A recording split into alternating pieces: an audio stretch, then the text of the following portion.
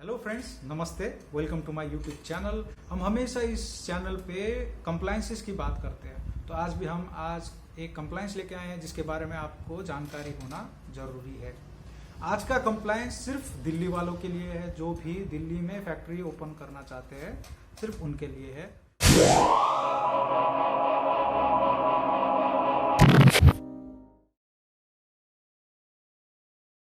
तो बात यह है कि गवर्नमेंट पोल्यूशन को मेंटेन रखना चाहती है, कर्व रखना चाहती है, इन कंट्रोल रखना चाहती है। तो फिर उसने क्या करा कि एक बोर्ड बनाया, सेंट्रल पोल्यूशन बोर्ड, जो पूरे इंडिया में पोल्यूशन को रेगुलेट और कंट्रोल करने की कोशिश करता रहता है। तो उस बोर्ड के अंदर हर स्टेट में अलग अलग किस्म के कमिटीज बनाए गए जो उस स्टेट के पोल्यूशन को कंट्रोल या कर्व करने की कोशिश करता है।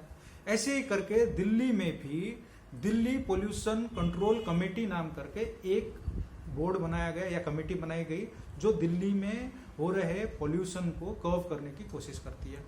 तो ये क्या करती है कि हर नए बनने वाले फैक्ट्रीज को या फिर एग्जिस्टिंग फैक्ट्रीज को भी कंसेंट देती है कि भाई आप इस कंपनी को या फैक्ट्री को इस जगह पे चला सकते हैं या नहीं चला सकते। ये वो कंसेंट देती है, उस कंसेंट के बेसिस पे ही वो कंपनी चला सकते हैं। अब अगर आप क्वेश्चन करते हैं कि अगर मैं नहीं लेता हूं वो कंसेंट तो क्या होता है। डीपीसीसी का इंस्पेक्टर है या फिर ऑफिसर है, वो आपके प्रीमिसेस में आके आपसे वो लाइसेंस या कंसेंट डिमांड कर सकता है, और अगर आप उसको प्रेजेंट नहीं कर पाए तो फिर चालान भी कर सकता है। और अगर आप नई फैक्ट्री ओपन करना चाहते हैं तो फिर अब DPCC, electricity, water, MCD license और बहुत सारी जगह पे मैंडेटरी कर दिया गया है।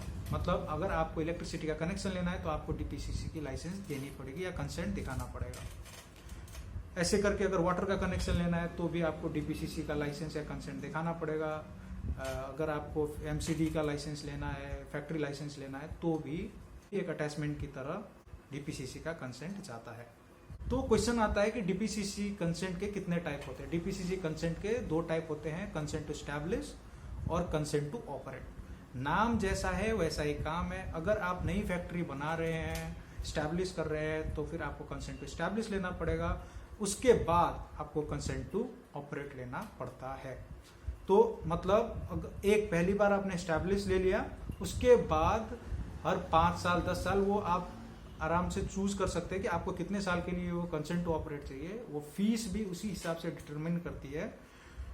तो आप अगर 5 साल के लिए लेते हैं तो फिर एक आपने कंसेंट ऑफ स्टैब्लिश ले लिया, फिर कंसेंट ऑफ ऑपरेट ले लिया, फिर उसके बाद 5 साल के बाद आपको कंसेंट टू ऑपरेट लेना है, रिन्यू करना है उस लाइसेंस को। ये सोच लीजिए। पर लाइसेंस आपको अलग से प्रॉपर प्रोसीजर फॉलो करना पड़ेगा, सेम प्रोसीजर जो प्रोसीजर आपने इनिशियली फॉलो किया था। तो अगला क्वेश्चन आता है कि हर कैटेगरीज ऑफ द फैक्ट्रीज के लिए क्या सिमिलर लाइसेंस लेना पड़ता है। तो मैंने पहले ही बता दिया कि ये जो कंसेंट है ये directly related with the pollution है। मतलब अगर आपकी फैक्ट्री ज्यादा पोल्यूशन करती है, ज्यादा केमिकल प्रोड्यूस करती है, वेस्ट मटेरियल प्रोड्यूस करती है जो पर्यावरण के लिए ज्यादा असुरक्षित है, तो आपको और डेटा देना पड़ेगा और फीस पे करनी पड़ेगी और आपके लिए रिस्ट्रिक्शन उतनी ही ज्यादा होंगी। और अगर आपकी फैक्ट्री कम पोल्यूशन करती है, कम वेस्ट मटेरियल निकालती है और पर्यावरण को उतना दूषित नहीं करती है, तो फिर आपको कम फीस पे करनी पड़ेगी, आपके रिस्ट्रिक्शन भी कम हो जाएंगे। मतलब गवर्नमेंट ने अलग अलग कैटेगरीज कर रखी है और उस कैटेगरीज के अंदर इंडस्ट्रीज को डिफाइन भी कर रखा है कि कौन सी कैटेगरी में कौन सी इंडस्ट्रीज आती है। कौन कौन सी कैटेगरी है? सबसे पहला आता है व्हाइट कैटेगरी, फिर उसके बाद आता है ग्रीन कैटेगरी, ऑरेंज कैटेगरी और रेड कैटेगरी।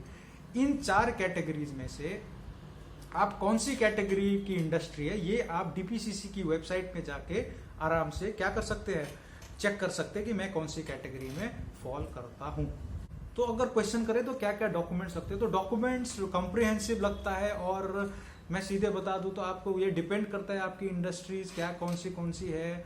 और व्हाइट कैटेगरी के डॉक्यूमेंटेशन भी कम हो जाती है, ग्रीन कैटेगरी के लिए डॉक्यूमेंटेशन बढ़ जाती है, ऑरेंज कैटेगरी के लिए और डेटा मांगता है। आपका प्रोजेक्ट रिपोर्ट जाएगा, आपकी कंजम्पशन की डिटेल जाएंगी, आपकी फिनिश गुड्स की डिटेल जाएंगी, आपकी वेस्ट प्रोडक्शन की डिटेल जाएंगी, आपकी वाटर कंजम्पशन की डिटेल जाएंगी, आपकी इलेक्ट्रिसिटी कंजम्पशन की डिटेल जाएंगी। तो सारा का सारा कंप्लीट डेटा आपका जाएगा। ऑनलाइन प्रॉपर फाइल होता है, इसमें कोई दिक्कत नहीं है। तो हम अगला क्वेश्चन पे जाते हैं कि फीस कितनी लगती है। तो फीस ये डिपेंड करता है, व्हाइट कैटेगरी की फीस 10,000 फिक्स कर दी गई है गवर्नमेंट की, और कैटेगरीज की ये डिपेंड करता है आपके कैपिटल एम्प्लॉयड पे या फिर मशीनरी, प्लांट एंड मशीनरी जो भी आप यूज करते हैं कंपनी में, उस पर डिपेंडेंट रहता है कि फीस कितनी निकलेगी। और मैं आपको बता दूं तो रेट ऑफ द फीस आपकी सबसे सस्ती ये फिक्स फीस कर दी व्हाइट कैटेगरी की। उसके बाद ग्रीन कैटेगरी में रेट ऑफ द फीस थोड़ी सस्ती होती है, ऑरेंज कैटेगरी में फिर रेट ऑफ द फीस ज़्यादा होता है, और रेड कैटेगरी उसमें तो अब हायर फीस होती है। तो फीस भी आप गवर्नमेंट पोर्टल के थ्रू पे कर सकते हैं। यूजुअली कंसेंट को आने में आपके 5-6 महीने लग जाते हैं। अब कोरोना की वजह से मे भी उसमें भी थोड़ी बहुत डिले हो जाए। वाइट कैटेगरी की हाथ के हाथ आपकी लाइसेंस निकल जाती है और डिटेल्स भी कम से कम जाते हैं। आशा करता हूँ आज की वीडियो आपके लिए इन्फॉर्मेटिव रही होगी, और मैं अगली वीडियो में आपके साथ और नई चीज़ लेके आऊँगा। आपको कोई भी डाउट है, क्वेरी है, तो डिस्क्रिप्शन पे मैंने अपना फ़ोन नंबर और ईमेल आईडी दे रखा है। आप प्लीज़ हमें मैसेज या टेक्स्ट कर सकते हैं या फिर ईमेल कर सकते हैं। हम आपकी क्वेरी की रिजॉल्व करने की कोशिश ज़रूर करेंगे। मिलते हैं अगले वीडियो में।